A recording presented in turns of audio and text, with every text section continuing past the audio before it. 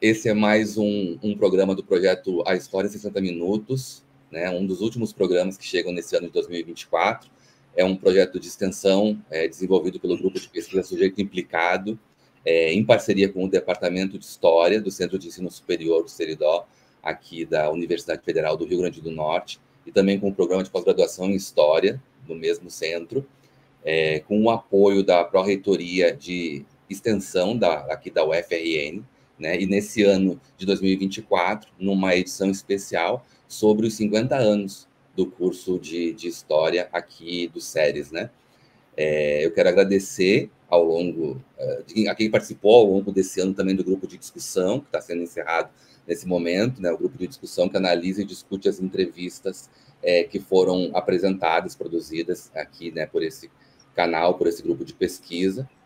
E, bom, eu quero, nesse momento, agradecer e cumprimentar e saudar o professor Helder Macedo, que é professor do curso de História do SERES, também é professor do Programa de Pós-Graduação em História, e também é professor do programa de Pós-Graduação em História de Natal, né, do curso de História de Natal, que aceitou participar, colaborar. É um professor que tem uma história, né, de vida muito ligada ao curso, né, no seu percurso formativo, e é muito importante a participação dele aqui. Foi também muito esperada essa entrevista, e eu agradeço muito, Helder, por você aceitar estar nesse projeto nesse ano. Seja muito bem-vindo.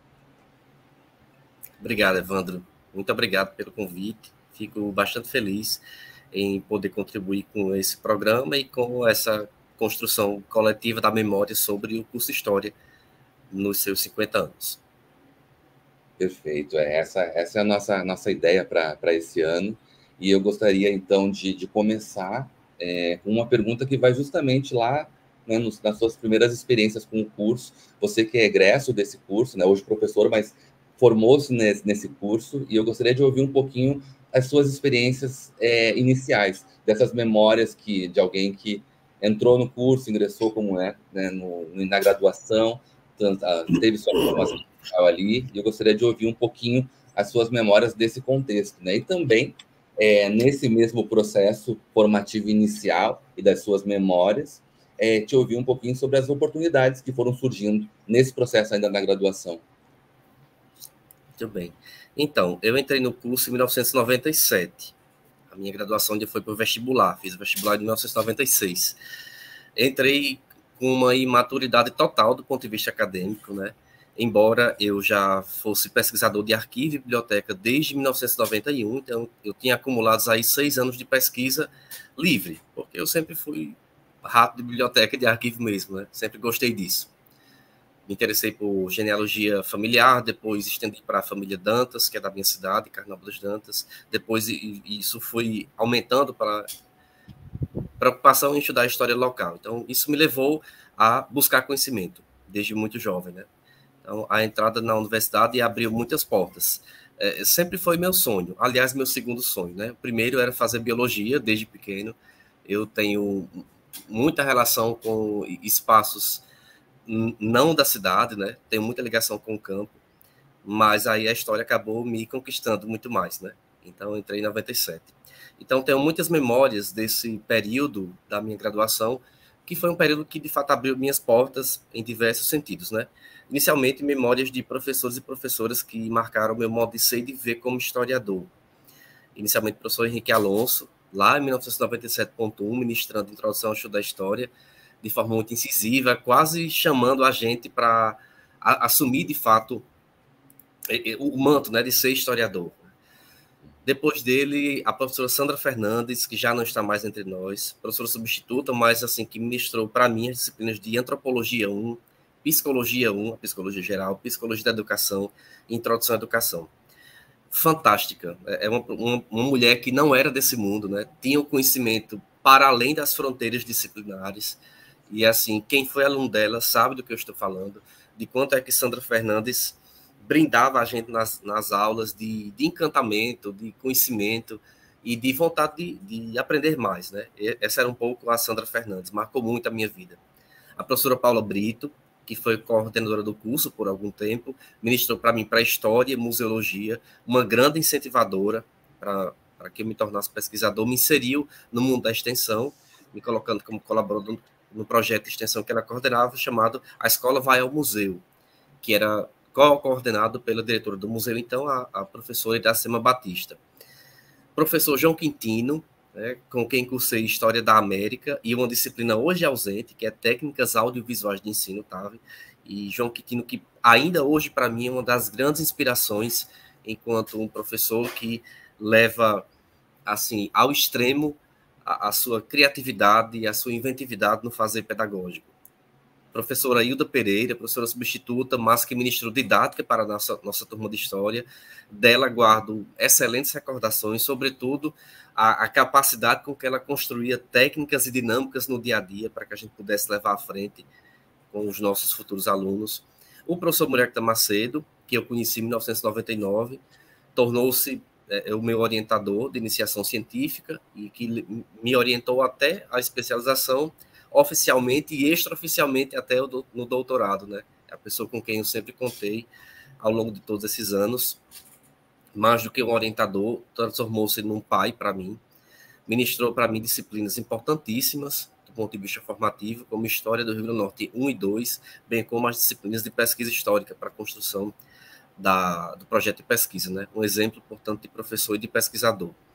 Professor Iranilson Buriti de Oliveira, com quem cursei História do Brasil 4 e um seminário sobre família e relações de gênero. Então, com a sua sensibilidade, ele conseguiu, assim, mostrar, através da análise de pesquisas que eu estava fazendo, o quanto eu deveria enxergar de sutilezas na história das famílias que eu estava investigando até então no Seridó. Fez a revisão de diversos artigos meus, e eu guardo com muito carinho até hoje as lições que ele me deu e me dá, né, enquanto professor e pesquisador.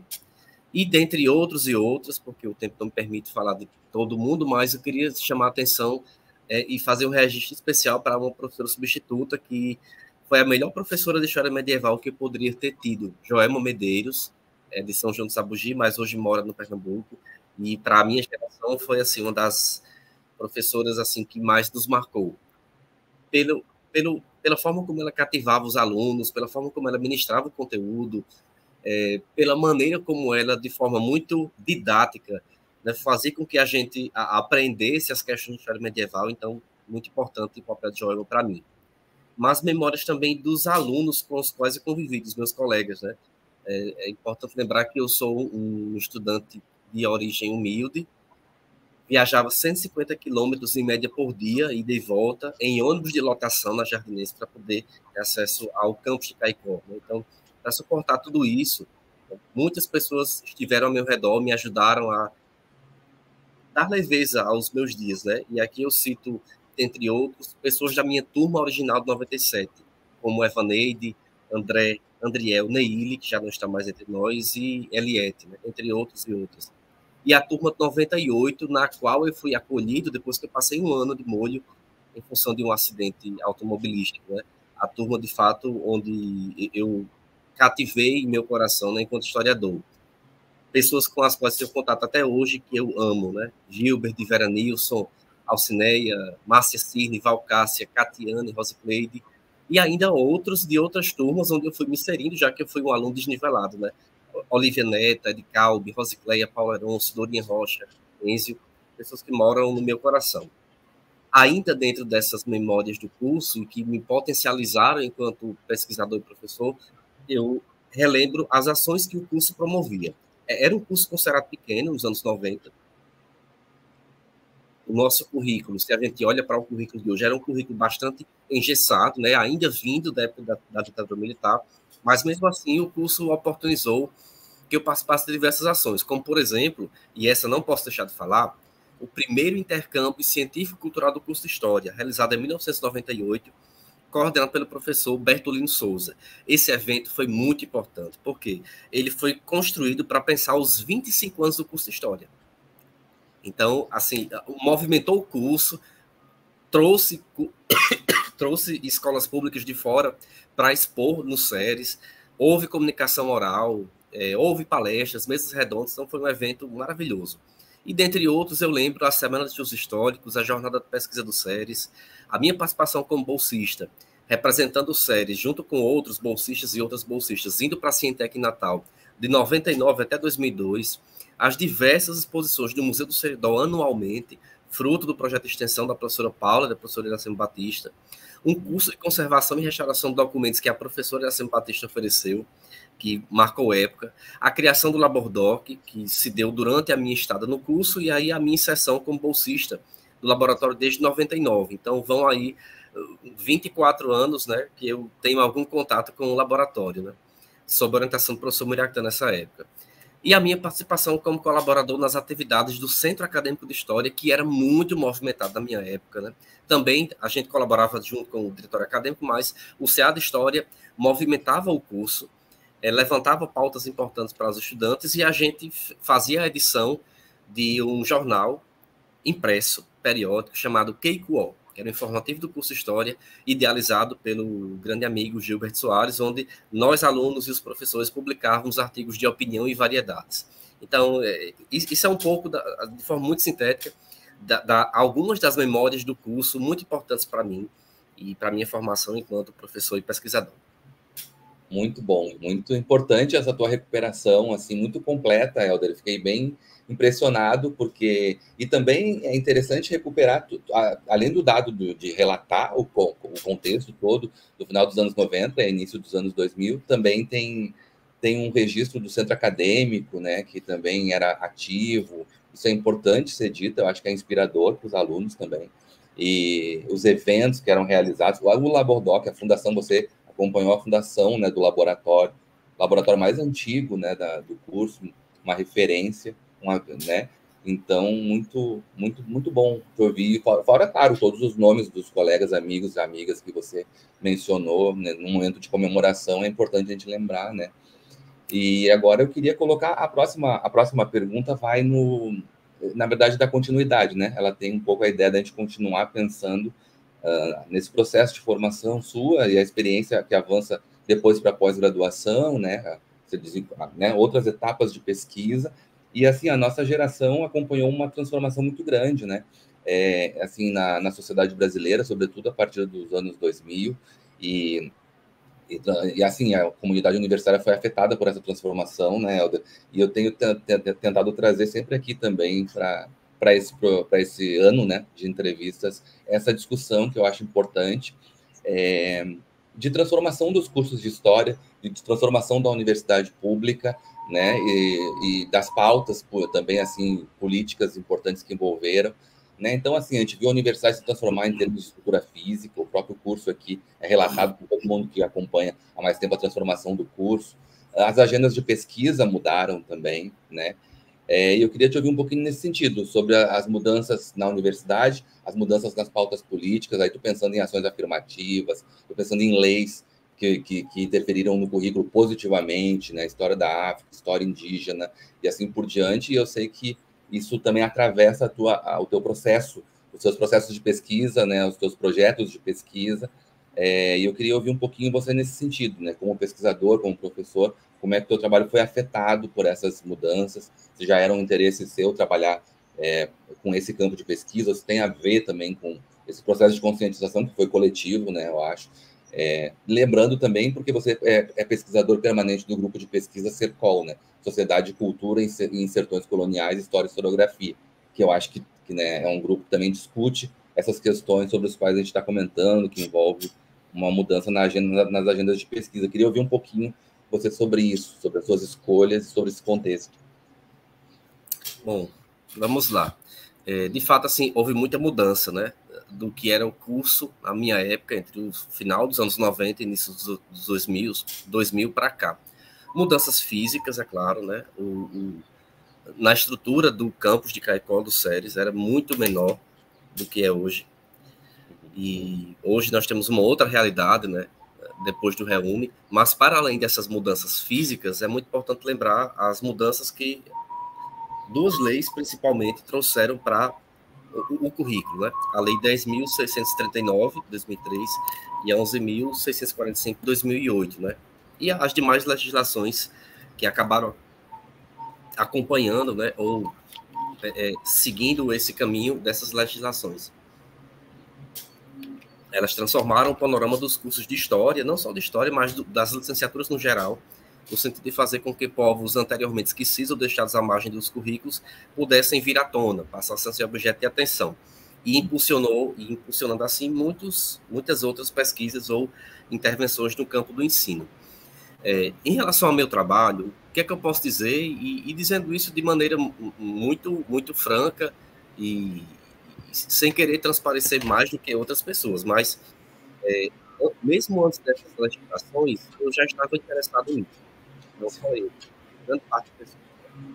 Mas o que é que eu posso dizer? O meu trabalho foi potencializado por essas duas legislações, né? Pela alteração na LDB e pela forma como essa alteração provocou na sociedade brasileira um olhar maior, ou um olhar melhor, um olhar mais satisfatório para os povos indígenas e africanos e afro-brasileiros.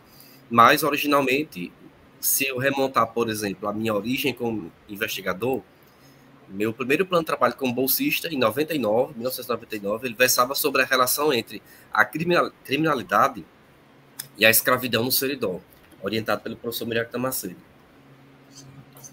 Então, dentro desse plano de trabalho, a partir dele eu produzi um primeiro artigo, publicado na revista Mineme, tratando sobre a escravidão no Seridó a partir das fontes que nós tínhamos disponíveis até então. Então, me preocupava muito, Evandro, lateralmente, diretamente, claro, mas lateralmente também, mostrar para as pessoas que haviam pessoas escravas, vamos colocar muitas aspas aqui, era o termo utilizado na época, havia muitas pessoas escravas no Seridó, vivendo dentro desse regime de opressão. Algumas delas escravizadas, morreram escravizadas, outras conseguiram se libertar ou foram libertadas, outras nasceram livres a partir da legislação abolicionista ou em função da alforria das mães, né? Então, um pouco isso me interessava muito, né? Na verdade, desde antes de entrar na graduação, eu tinha interesse em trabalhar com família e escravidão, né? Mostrar o lado da presença das pessoas pretas, né? na genealogia. Isso me foi possibilitado pelo professor Miractan nesse plano de trabalho. A partir do ano 2000, aí eu entrei em outros planos de trabalho ligados a pesquisas sobre população, orientados pelo professor Miractan Macedo. Isso dentro do campo da demografia histórica. Aí os meus olhares foram se afunilando para a questão indígena, né? Porque desde a minha infância eu tinha um incômodo muito grande na minha cidade, na minha terra natal, Carnaúba dos Dantas. Vivia pelo mato, vendo sítios arqueológicos e o pessoal dizendo, ali está a Pedra do Índio, ali está o letreiro do Índio, e eu perguntava, cadê esse índio, né? Cadê esses índios? Enquanto que, bem, isso eu vivia na prática, né? Na minha vida prática. Na escola, no mundo escolar, eu aprendia com as minhas professoras que os índios Cariri tinham sido os primeiros habitantes de Carnaúba dos Dantas, mas que tinham desaparecido depois que chegou o fundador, temos muitas aspas aí, Caetano Dantas Corrêa. Então, isso foi criando um farnezinho dentro de mim que encontrou eco, de fato, nessas pesquisas sobre população. Porque eu comecei a ver nos registros históricos, nos batizados, casamentos e óbitos, que os índios continuaram existindo, mesmo depois da chegada desses ditos fundadores, entre muitas aspas, né? Então, daí, desse incômodo e dessa constatação proporcionada na minha iniciação científica, nasceu minha monografia de graduação, a dissertação de mestrado.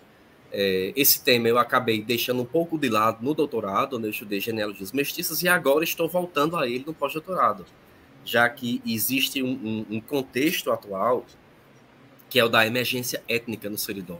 Diversas pessoas têm se assumido enquanto indígenas dentro de um movimento muito mais amplo de retomada, e isso, de fato, tem me impulsionado a voltar a estudar a história indígena, tentando traçar genealogias desses índios e índias, usando termos de época, que eu encontrei na documentação do século XVIII e XIX, até os seus descendentes nos dias atuais. Então, só essa pequena historicização para mostrar que, sim, as leis que mudaram a LDB, que trouxeram à pauta as ações afirmativas, me impactaram muito. Mas eu já tinha esse caminho trilhado, né? Eu já tinha esse interesse antes. Por outro lado, e agora falando no coletivo, que eu acho muito importante, não posso deixar de falar que, enquanto membro de um coletivo maior, o Departamento de História do SERES, essas legislações nos impactaram muito, não? De maneira que eu e outros colegas e outras colegas do departamento, nós fomos professores de 2 especializações gratuitas, oferecidas via Ministério da Educação, por meio da antiga, na época do governo Lula e da presidenta Dilma, na antiga SECADI, Secretaria de Apoio à Diversidade, Então, 2 especializações em História da África, História e Cultura Africana e Afro-Brasileira, foram ofertadas no sentido de formação continuada para professores. A primeira partiu da UFRN em Natal, do Núcleo Câmara Cascudo de Estudos Norte-Riograndenses. A segunda partiu do nosso Departamento de História e ofertaram turmas, no caso, as turmas que eu atuei em um polo em Caicó e outro polo em Currais Novos. Então, essas foram ações muito importantes em decorrência das leis 10.639, principalmente, né, e também 11.645, de formação continuada de professores em nível de especialização sobre história e cultura africana e afro-brasileira. Né? Eu e vários colegas orientamos alguns TCCs nessa área e foi uma ação muito importante para potencializar esse campo, digamos assim. Então, acho que isso resume um pouco, né? A gente teve outras ações nesse sentido, mas resume um pouco como essa mudança na agenda nos potencializou o que eu já fazia e nos impactou enquanto unidade maior, né? Enquanto departamento de História, enquanto curso de História no SERES em Caicó. Sim, é interessante. Você já tinha um interesse, né, particular, pessoal, sobre esse assunto que é anterior às leis, mas as mudanças, né, na lei, enfim, mas as leis foram importantes no sentido de coletivizar, né, e criar oportunidades. Você agora falou das especializações também, criar essas condições, né, para que a gente possa trabalhar coletivamente nessa discussão tão importante. Queria só que você falasse rapidinho, Helder, se fosse possível, sobre as suas pesquisas de pós-graduação, assim, o que você discutiu, né, assim, no mestrado, e depois um pouquinho sobre a sua tese de doutorado também, por favor. Ótimo. Então, no mestrado, eu aprofundei um pouco o tema da monografia de graduação. Da monografia de graduação, o meu interesse era, prioritariamente, demonstrar que, diferentemente do que se dizia nas escolas, ou mesmo no senso comum, em parte do senso comum, desmentir entre muitas aspas, a versão de que não existiram mais índios e índias no Seridó depois da chegada dos colonizadores.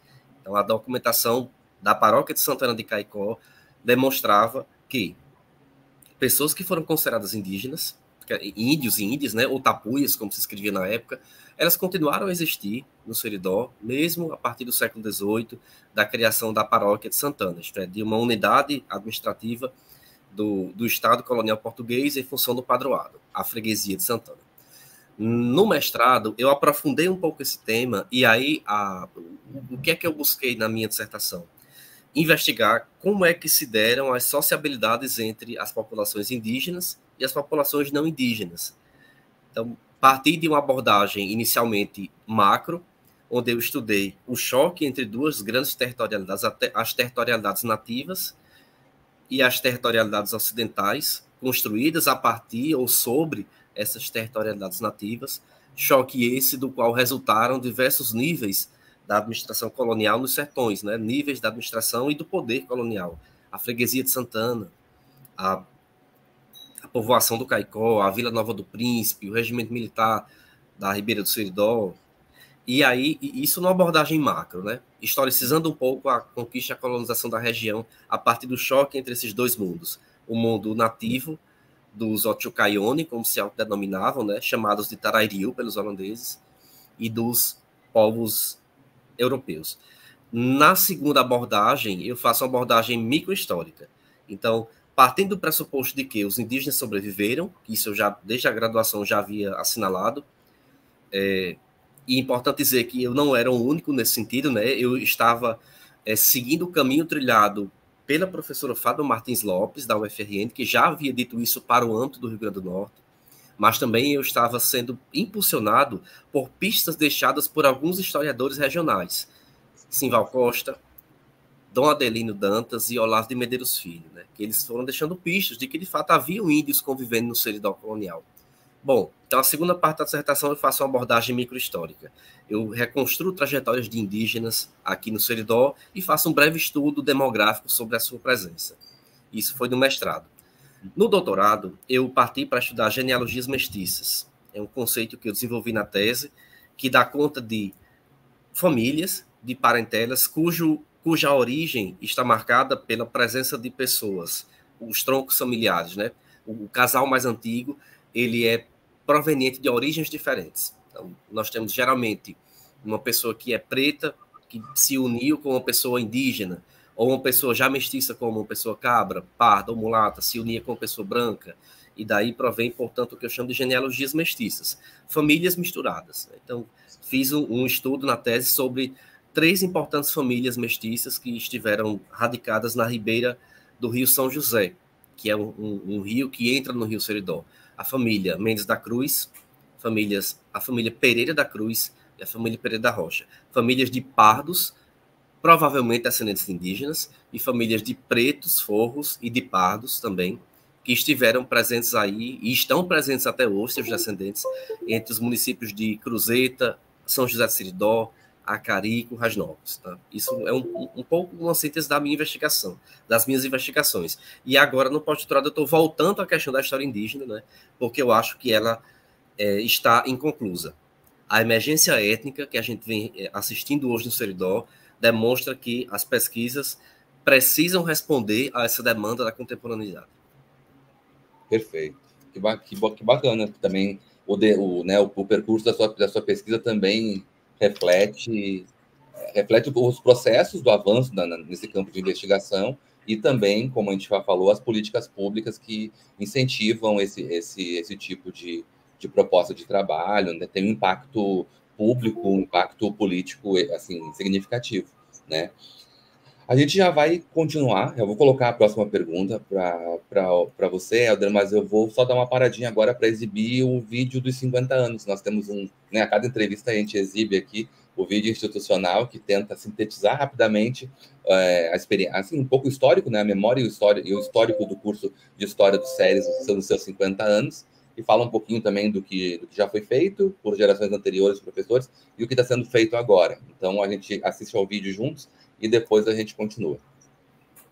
O Centro de Ensino Superior do Seridó nasce em 1973 como NAC, Núcleo Avançado de Caicó, e só recebe o nome que conhecemos hoje em 1977, o famoso SERES. Logo em 1974, o NAC recebeu o primeiro curso de História, e só 24 anos depois foi que o curso ganhou seu primeiro laboratório, o Labordó. De lá pra cá, já temos 7 laboratórios e uma Cordeltec em atividade. Isso se deve, em boa medida, graças à implementação do Reúne em nosso campus, lá em 2007. Além disso, temos a revista INEM, a primeira revista digital da UFRN. Tivemos a experiência do bacharelado e várias especializações.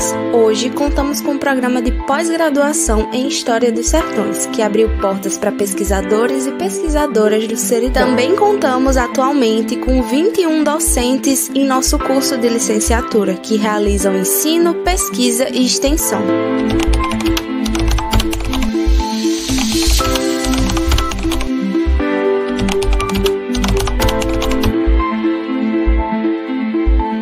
Em 2024, nosso curso de História faz 50 anos e celebramos os mais de 1.200 alunos que já passaram por nossas salas de aula e confiaram no poder da educação pública, gratuita e de qualidade para a transformação social. Bom, nesse vídeo, né, como acabou sendo exibido, mostra fala no programa de pós-graduação, né? Eu guardei essa pergunta para a tua entrevista, porque eu acho que seria muito importante que você pudesse contar, porque, enfim, né, você idealizou, na verdade, participou ali junto com os colegas, mas você liderou o projeto do mestrado, né, o projeto do mestrado que está fazendo 5 anos agora de existência. Mas eu queria ouvir um pouquinho você sobre o programa de pós-graduação, sobre o contexto anterior, inclusive, aos primeiros movimentos, né, que depois geraram, naquele projeto inicial, que depois geraram a proposta para a criação do curso, do programa de pós-graduação em História, com uma área de concentração em História dos Sertões. E eu gostaria de ouvir, então, um pouquinho a sua recuperação desse percurso, né, que é maior do que esses 5 anos de existência do curso, e também sobre como você avalia, né, a importância dessas historiografias de fronteira, de interiores, de sertões, que tem a ver com a existência de um programa de pós-graduação no interior do Brasil, né? Esse é o ponto, na verdade, e também sobre como é que você avalia os primeiros resultados, né? As dissertações que têm saído, as pesquisas, assim, como é que você olha para o panorama do que já tem sido produzido aqui nesses 5 anos? Bom, Essa é uma pergunta que é muito especial para mim, e eu acho que, de cara, eu quero ressaltar o que você já anunciou aí, Evandro, que se hoje existe um programa de pós-graduação em História no SERES, que é o primeiro programa de pós-graduação em História do Brasil, com essa área de concentração em História dos Sertões, ele existe porque é a soma de muitos esforços. Né? Isso eu acho que é importante que precisa ser dito. Né? Muita gente contribuiu e vem contribuindo nesse projeto, né? Desde então. Isso não pode deixar de ser dito em momento algum. Né? Falando um pouco sobre a importância, antes de relatar o processo em si, da pós, eu penso que, decorridos esses quase 10 anos que a gente vem pensando nesse campo de História dos Sertões e vem produzindo reflexões teóricas, mas também práticas sobre ele, acho que cada vez mais acho que faz com que a gente cresça enquanto pessoas, reconhecer quem está ou quem esteve durante muito tempo nas margens, né? As historiografias de fronteiras, o interior. É evidente, como a historiografia brasileira já demonstrou e vem demonstrando, que os sertões constituíram um dos grandes objetos de interesse para o Brasil e de estudo também, do ponto de vista da historiografia, mas nem sempre foram valorizados enquanto tal. Então, penso que, a princípio, pensar os sertões enquanto um campo de investigação que dá visibilidade a outros sujeitos, a outras histórias, outras historiografias, é muito pertinente para a própria manutenção do próprio campo histórico no Brasil. Né? Acho importante porque, quando a gente fala de sertões, estamos falando não apenas do semiárido, mas de diversas espacialidades que assim foram chamadas em diversas regiões do Brasil, mas também estamos falando do outro, né? Das outras pessoas que foram associadas a essas mesmas espacialidades, né? A gente está falando de pessoas que durante muito tempo estiveram relegadas à margem da historiografia, né? Estiveram à margem dos grandes centros de produção do saber. Então, acho que é muito importante que a gente tenha, de fato, lugares de produção onde a gente também fala sobre os sertões, né? Isso chega a ser tão importante que a própria CAPES reconheceu a importância de se estudar o interior ou os interiores, a tal ponto que, no nosso documento da área de História na CAPES, o mestrado, o campo da história dos sertões, assim como a história da Amazônia, são mencionados textualmente. Né? Então, isso, para mim, revela a importância que o campo assume na contemporaneidade. Né? E nós, como parte desse processo, já que não se produz História dos Sertões apenas na UFRN e em Caicó, isso é importante que se diga, mas nós, como parte desse processo, estamos contribuindo, portanto, para o adensamento do campo. Então, inicialmente, a importância, eu penso que passa por aí. Sobre o processo, assim, um mestrado em História é um sonho muito antigo. Desde que eu era graduando em História, se falava no mestrado. Você tem uma ideia. Então, é, de fato, algo sonhado há muitos anos, né? Originalmente, no iniciozinho dos anos 2010, quando eu ingressei como professor efetivo dessa casa, se construiu uma proposta e foi encaminhada para a CAPES. Naquela altura, uma proposta que tinha como área de concentração cultura e sociedade. Uma proposta muito ampla, muito ousada para aquele momento, mas era o que se podia fazer. Né? E essa proposta foi reprovada. Depois, ela foi reencaminhada com alguns adendos e foi reprovada novamente. Né? Então, isso começou a acender no nosso grupo de professores um certo cuidado, né, para com essas propostas com temas muito gerais. A ponto que, no encerramento de um dos colóquios nacionais de História Cultural e Sensibilidades, acho que no encerramento do colóquio de 2015, salvo engano, a gente estava numa mesa de bar se confraternizando, um conjunto de professores e professoras do departamento com professores e professoras de fora. E aí o professor Eduardo França Paiva, da UFMG, estava presente, e a gente conversando sobre o mestrado, sobre as nossas tentativas, que não deram muito certo, e aí ele disse uma coisa bem importante e incisiva para a gente, né? Ele disse, por que vocês não potencializam o que vocês já fazem? né? E aí, nessa roda, nessa mesa de bar, estavam, dentre muitas outras pessoas, né? Estava o professor Muriactan, junto conosco ainda, o professor Joel, e aí Muriactan, na mesma hora, saltou e disse, por que não História dos Sertões? E aí o professor Joel também foi no mesmo caminho, disse, é uma possibilidade, já que alguns de nós, naquela altura, né, a gente pesquisava já isso. Outros se aproximavam naquele momento, mas outros pesquisavam diretamente, né? Então, dessa mesa de bar, no encerramento do Colóquio Nacional de História Cultural e Sensibilidades de 2015, a gente foi desenhando, portanto, a proposta do nosso programa de pós-graduação, a partir da sugestão do professor Eduardo França Paiva, né? Então, tivemos o apoio incondicional da UFRN nesse sentido, através de um edital da Pró-Reitoria de Pós-Graduação e da Pró-Reitoria de Pesquisa, um edital conjunto de apoio a grupos emergentes. Entramos nesse edital com o projeto Guarda-Chuva, como a gente chamava, né? Era sobre História dos Sertões da Paraíba e Rio Grande do Norte. E aí conseguimos um apoio financeiro que nos propiciou a criação de um grupo de pesquisa, ainda hoje existente, em História dos Sertões. Esse grupo já foi desdobrado em outros, né? Como, por exemplo, o grupo Sertões Coloniais, do qual eu faço parte. Criamos também, como experimentação, uma especialização gratuita em História dos Sertões. Realizamos missões de pesquisa para coletar acervos fora de Caicó, eventos, publicações.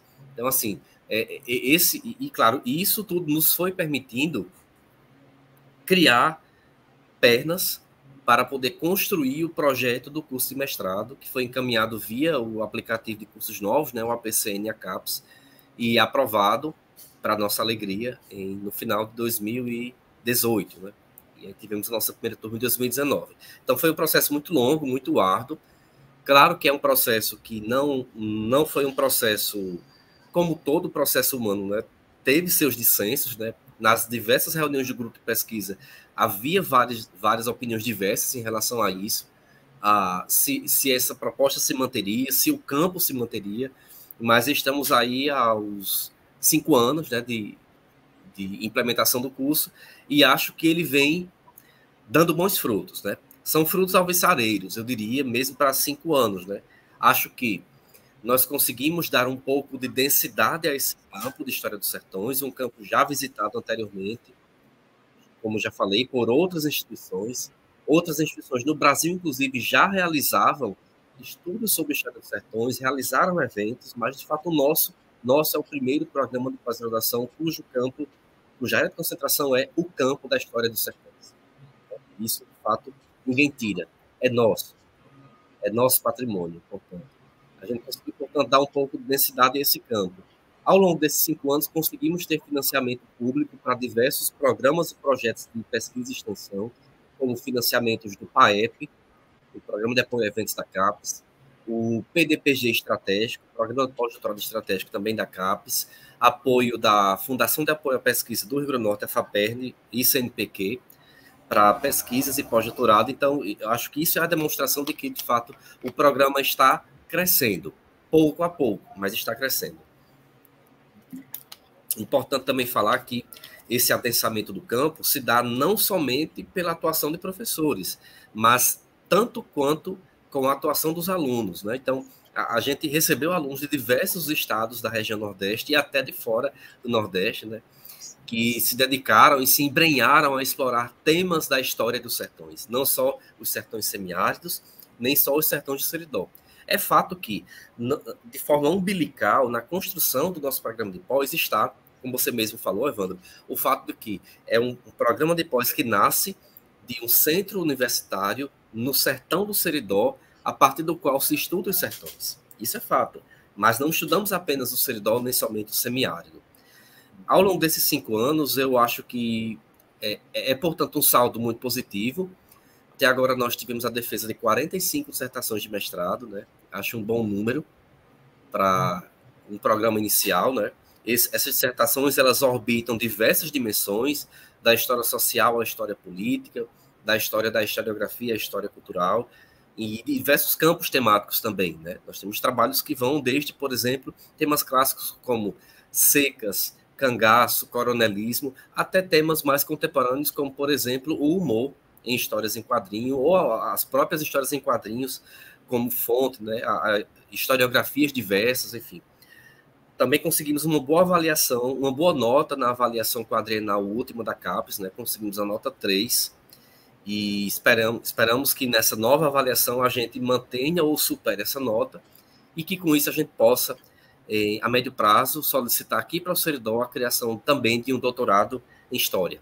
Acho que são essas, de maneira rápida, Evandro, as minhas avaliações desses primeiros 5 anos da pós. Muito bom. Recuperação importante também do processo todo, né, dessa memória de como foi elaborado, de como muito foi feito, né, ao longo da última década, no mínimo, para que o mestrado exija e funcione bem hoje. Quero destacar também que o professor Helder foi o primeiro coordenador do curso, né, coordenou durante 2 mandatos, né, Helder. Hoje, atualmente, é o professor Joel, Joel Andrade é o coordenador do curso, mas Helder foi o primeiro coordenador. Bom, agora eu queria falar um pouquinho sobre ensino de história, Helder, também com você. Tem a ver com esses assuntos também, assim, que permeiam as nossas discussões do mestrado já também desde início. Queria ouvir você um pouquinho sobre ensino de história a partir dessas experiências locais, regionais, essas experiências mais diretas. Isso é uma discussão teórica importante e que para nós tem significado, porque, né, essa dimensão da espacialidade, no caso dos sertões, a gente sabe que o sertão, como você mesmo já disse, não se limita só a uma definição espacial, é muito mais do que isso, mas, de qualquer forma, essas experiências que consideram, né, a dimensão espacial são importantes, né? Essas experiências diretas dos sujeitos, enfim. Eu queria ouvir um pouquinho você sobre isso, né? Sobre ensino de história local, experiências de ensino e pesquisa que consideram o regional, enfim, como isso se articula, né? E se você considera que, então, para nós, para o campus das humanidades, em particular para nós da história, né? Essas experiências diretas do sujeito, e aqui eu estou recuperando, além dessa questão que nós estamos falando dos sertões, das experiências mais locais, tudo o que foi dito antes, assim, a questão das experiências dos sujeitos que foram positivamente afetados por leis que envolvem uma valorização da história da arte, quer dizer, pessoas negras, pessoas pretas brasileiras, povos originários, né, os povos originários também, enfim, essas experiências diretas que envolvem um tipo de experiência política, cultural, né? Como é que você pensa, o que você pensa como mais importante sobre isso, porque isso também está no bojo da própria origem do mestrado, por isso que eu estou trazendo a discussão, né? Isso mesmo. Acho que tem uma importância vital, fundamental para nós, para as humanidades no geral, para a história em particular, e para nós que trabalhamos nos sertões, nos interiores, muito mais ainda. O que é que eu penso em relação a isso? Penso que, do ponto de vista do ensino de história, se nós observarmos as diversas formas pelas quais o currículo foi sendo experienciado, lido e regimentado nos últimos anos, né, a gente vai percebendo um pouco como há muita disputa, inclusive, no currículo, né, sobre o que deve ser ensinado, o que é que deve ser discutido junto aos estudantes da educação básica. Desde a época dos parâmetros curriculares nacionais, passando para hoje, a atual BNCC, o currículo continua sendo um lugar de muitas disputas. E essas disputas, elas, em grande medida, elas se centram sobre o que devemos falar, ou sobre que tipo de história a gente deve ensinar. A história nossa mais próxima, ou a história mais distante, outros processos, né? Eu creio que, independentemente da disputa, que acho sadia e saudável, desde que a gente, enfim, tire contribuições dessa tensão, acho que, independentemente dessa disputa, a gente deve dar ênfase ao estudo daquilo que está mais próximo dos estudantes, dos alunos, né? As suas realidades locais, regionais, nacionais, o que não quer dizer que a gente não possa fazer diálogos com outros processos.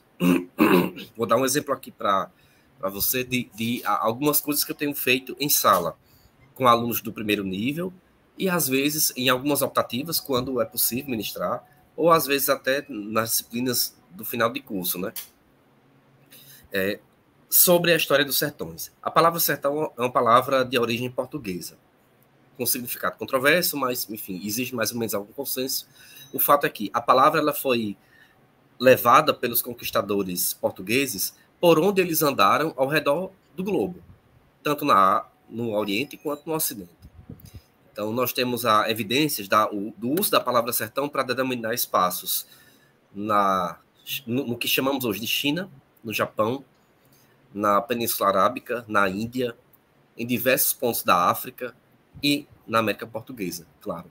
Então, eu tenho feito bastante exercícios, Evandro, ultimamente, pegando narrativas de viagem desses conquistadores que falam de paisagens em outro lado do mundo, no Oriente, por exemplo, e faço, às vezes não, mas às vezes sim, faço substituições propositais de termos desses relatos de viagem, ou apenas trago os relatos de viagem, trechos de fontes históricas para ser trabalhados em sala, de modo que a tentativa é fazer com que os alunos imaginem de que espacialidade aquela pessoa está falando no relato de viagem.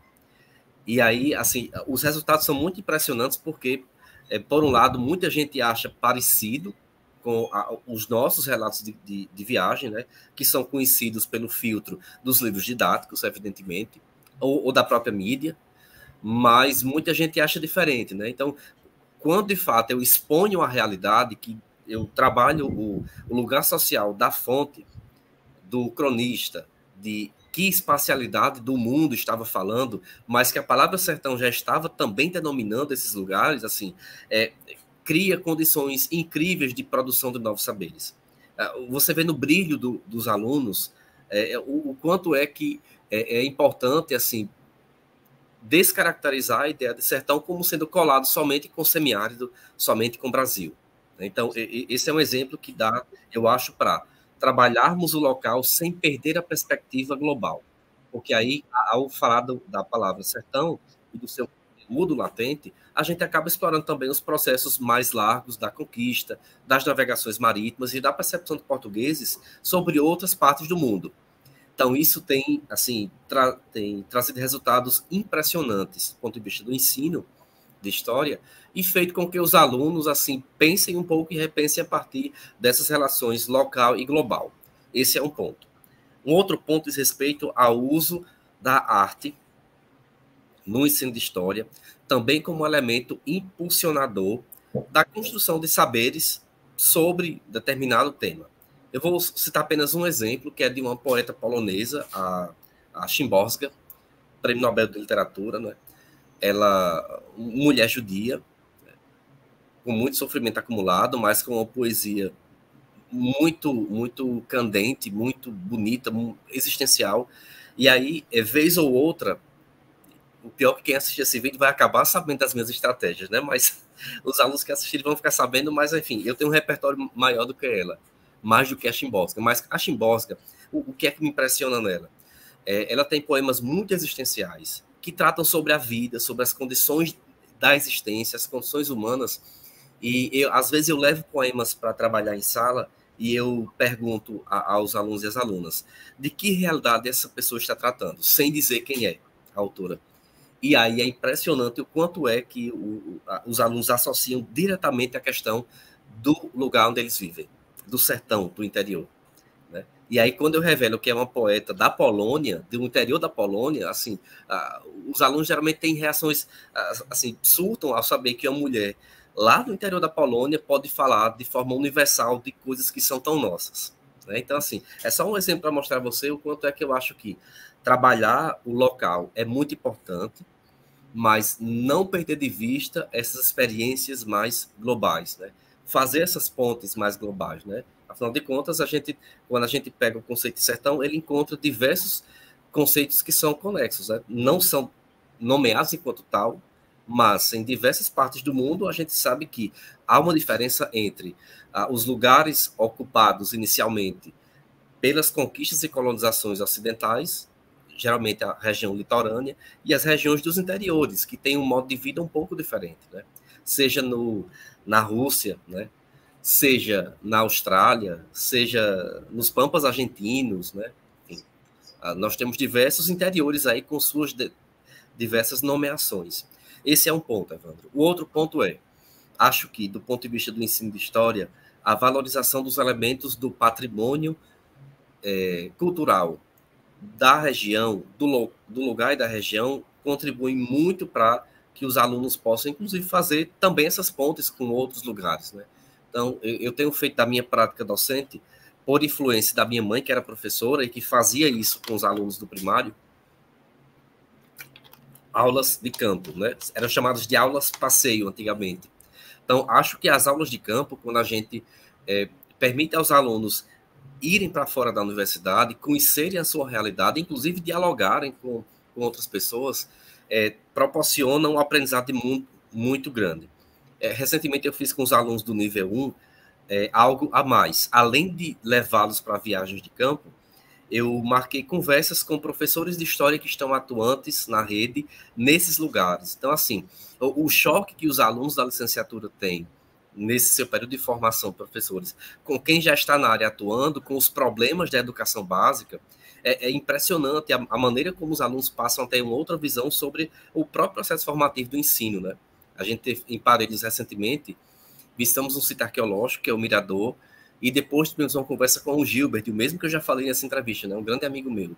E Gilbert, que atua na educação básica, ele colocou diversos pontos importantes para os alunos que estão começando a licenciatura em História. Então, penso que esse contato, desde o primeiro nível, dos nossos alunos, que são futuros professores e professoras, pode ter, acho que terá, um bom rebatimento positivo na sua própria praxis docente no futuro, né? Desde o início, ele tem contato com outros professores de História, saberem quais são os problemas do nosso campo, saberem quais são as alegrias de ser professor e professora de História também, né? Acho que isso é muito importante. E tem a ver muito com o conhecimento do local, do meio onde você vive, né? Sempre não perdendo de vista a relação com os processos de ordem mais global. Acho que isso não pode deixar de ser visto também. Então, penso que em termos de currículo, a história antiga, ela é tão importante quanto a história dos sertões, né? A história medieval é tão importante quanto, a história da Ásia é tão importante quanto. E aí vou dar um último exemplo para fechar, senão vou falar demais. Mas tem um exemplo que eu costumo muito falar nas minhas aulas, e tem a ver um pouco com a história do Seridó. Lá na Índia colonizada pelos portugueses, houve um mestiço, filho de mãe indiana, de Goa, e pai português. Meu Deus, faltou-me agora o nome dele. Daqui a pouco eu me lembro. Me escapou completamente o nome do santo, literalmente, né? Mas daqui a pouco eu me lembro. Bom, essa pessoa de quem eu estou falando, ele queria tornar-se padre na Índia, mas não conseguiu, acabou se tornando franciscano, né? E migrou, foi numa missão de tentativa de catequizar o Japão e foi morto lá no chamado, entre aspas, massacre de Nagasaki, né? Ele foi um dos cristãos que foram assassinados pelos, então, japoneses, né? Como chamamos hoje, em função de uma retaliação à tentativa de catequização católica. Então, esse homem, lembrei, Gonçalo Garcia. O Gonçalo Garcia, ele foi morto, né, um mártir, entre aspas, para a Igreja Católica, isso no finalzinho do século XVI. No século XVII, ele foi beatificado pela Igreja Católica. Ele foi levado, portanto, a quase a honra dos altares. E, apesar de não ter sido canonizado ainda, o culto a esse homem, a esse santo, a esse beato mestiço, se propagou de tal forma que, antes da Igreja Católica o declarar santo, canonizado, que só ocorreu muito tempo depois, a imagem dele já estava sendo cultuada aqui no Seridó, desde o século XVIII. Então, nós temos na Capela do Acari um altar, um nicho dedicado a São Gonçalo Garcia, né? Esse santo mestiço indiano, que morreu no século XVI, fim do século XVI, lá no Japão, e cujo culto, assim, correu o globo rapidamente, né? A sua história de vida se espalhou rapidamente. E o que é mais curioso, o que não é curioso, nadinha, é que quem é que administrava essa irmandade de São Gonçalo Garcia lá na Capela do Acari, na atual cidade de Acari, aqui no Seridó? Um grupo familiar de pessoas mestiças, que eu estudei na tese de doutorado, os Pardos. A família Pereira da Cruz é quem tomava conta dessa irmandade que cultuava esse santo mestiço. Então, é só para a gente ter uma ideia do quanto é que entender o local é importante, mas o local também é influenciado por essas ondas globais que chegam até nós, né? Como a história desse santo mestiço lá do século XVI, cultuado a partir do século XVII e que no século XVIII já tinha o culto estabelecido aqui no sertão do Seridó do Rio Grande do Norte. É impressionante, muito interessante mesmo. Que coisa incrível, assim, as distâncias sendo superadas, assim, por esse trânsito, né, cultural, religioso. É impressionante. E isso que você falou, assim, né, sintetizando essa questão da importância dessa articulação, eu acho que é importante porque quando se pensa, como você deu o exemplo das historiografias, da proposta de uma área de concentração em história dos sertões, uma área de concentração sobre as historiografias, a história amazônica, e não se trata, assim, digamos assim, de um neorregionalismo, como às vezes pode ser interpretado, tipo, uma visão simplificadora da realidade, mas é justamente o contrário. Na verdade, eu acho que vale o mesmo princípio da crítica ao eurocentrismo. Quando se fala na crítica do eurocentrismo, significa assim, vamos romper com a Europa, não se fala mais em países europeus. Não tem nada a ver com isso, porque isso é impossível, seria tentar falsear o passado e o presente. Não se trata disso, né? Se trata, na verdade, de um reposicionamento, né, da Europa no conjunto da coletividade assim, histórica, né, no tempo.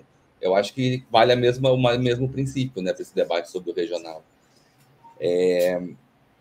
Bom, última pergunta, então, Helder, agora, que nosso tempo está acabando já, mas essa última pergunta é importante também.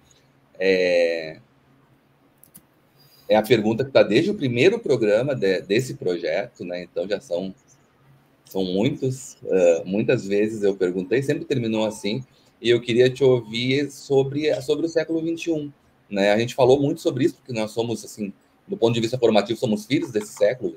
Você pegou a virada ainda do século um pouquinho, mas, de qualquer forma, a maior parte dos acontecimentos da nossa vida profissional foi nesse século. Então, eu queria te ouvir sobre isso. Como é que você olha para essa história, ou para a historiografia? Enfim, você escolhe se você quer falar só sobre o que tem sido feito na historiografia, ou, enfim, os acontecimentos históricos também. Como é que você avalia esse século XXI para nós, historiadores e historiadoras, e para fechar mesmo uma mensagem sua sobre os 50 anos do curso de História de SEDES? Tá bem. Bom, pensando um pouco sobre a história, acho que a história é um saber que permite que a gente veja o mundo de várias formas, né? Principalmente de forma crítica. E aí eu levo em conta alguns problemas que têm surgido nos últimos anos, dos quais eu acho que os historiadores e as historiadoras não podem mais fechar os olhos. Tenho falado muito isso nas minhas aulas. Minhas atividades de campo têm ido a lugares do campo, para que as pessoas percebam que é preciso conhecer também o mundo do campo, né? E aí acho que são dois pontos que têm me incomodado muito nos últimos anos, Evandro, que acho que a gente não pode mais fechar os olhos para eles. Primeiro, a crise climática, ela já chegou, de fato, né, dentro de uma crise ambiental maior, muito mais ampla, onde todos nós somos partícipes e responsáveis, né? Acho que isso é um detalhe importante.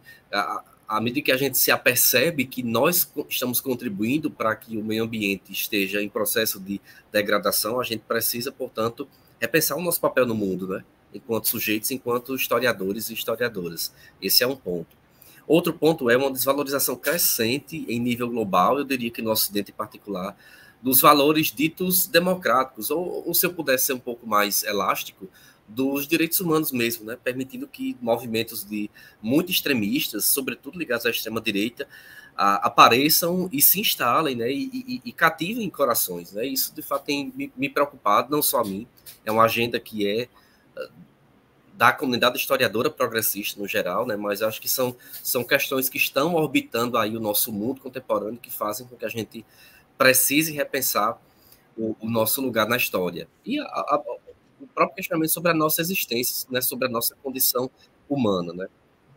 Quando eu penso na história, enquanto esse saber que permite, olhe criticamente o nosso presente e também o passado, eu parto, inclusive, das minhas pesquisas, sabe, Evandro? Eu penso que a história tem sido útil para mim e para as pessoas que eu venho orientando em nível de graduação, mestrado, doutorado, para que os segmentos sociais minorizados e que nem sempre foram minoritários, né? Muitas vezes foram maioria, populacionalmente falando, demograficamente falando, para que essas pessoas possam ter também o seu lugar ao sol nos livros de história, ou nas lives de história, ou nos programas de história, né? Estou me referindo aqui às pessoas indígenas, aos cabras, às mulatas, aos mulatos, aos pretos, aos mamelucos, aos pardos, né? Essas pessoas sobre as quais a história, durante muito tempo, lançou um olhar de invisibilidade, né? Ou de quase inexistência, né?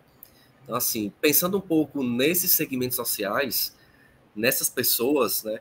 Se o que eu venho fazendo ultimamente e as pessoas que eu venho orientando, né, academicamente também vem fazendo, se a gente puder fazer com que essas pessoas sejam conhecidas, eu acho que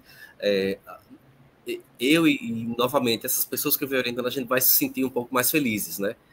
Tanto pela satisfação de fazer com que pessoas sejam conhecidas, mas muito mais porque os descendentes dessas pessoas poderão abrir um livro de história ou poderão abrir um programa no YouTube e saber que ali o seu ancestral está sendo falado, né? Que a história da sua família de gente não branca está sendo visibilizada, né? Que a sua ancestralidade indígena está sendo vista e está sendo, quem sabe, retomada por outras pessoas, né? Então, acho que a História Enquanto Saber, ela pode ser útil cumprindo esse papel, né, de fazer com que outras gentes, outras pessoas possam ser conhecidas e, de alguma maneira, ter, como eu falei, o seu lugar ao sol na história, né, no conhecimento histórico produzido, seja nos livros, seja nas mídias virtuais, seja na fala das pessoas, né. Uma coisa que é muito importante que vem acontecendo comigo é o quanto é que as pesquisas que eu venho fazendo desde alguns 20 e poucos anos, né, elas têm tido algum eco nas pessoas. Um certo dia desses, eu me tremi todo, né, quando eu recebi esse e-mail, claro, uma pessoa enviou um e-mail para mim dizendo que, falando de um artigo que eu havia publicado, que nesse artigo eu falava que a Índia, entre aspas, Inês Ferreira, daqui da região de Caicó, de Jucurutu, etc., não se sabia muita coisa mais sobre ela, né? Além do que as histórias da tradição oral contavam. E aí essa pessoa no e-mail disse, a história que você está contando, ela tem que ser revista. Porque eu sou descendente dessa Índia, Inês Ferreira, e a história que você contou, a nossa família conta do mesmo jeito até hoje. Então, assim, esse e-mail, dentre outros que eu já recebi, me impactou muito, né? Porque, quer dizer, a história que a gente traça sobre períodos tão recuados, seja o século XVIII, ou mesmo o começo do XIX, tem impacto na vida de pessoas atuais. Essa pessoa que eu estou falando aqui, né, talvez ela assista esse programa, ela é uma jovem de seus 20 e poucos anos, enfermeira da área da saúde, mas que tem interesse em saber, em admitir que tem uma ancestralidade indígena muito forte na sua família, né? E, assim, viu na minha produção científica que eu estava, de alguma maneira, né, com um olhar muito fatalista, né, sobre a não existência de informações sobre a Índia Inês, mas ela está provando que a família dela existe e vive nas mesmas terras que eram da Índia Inês Ferreira.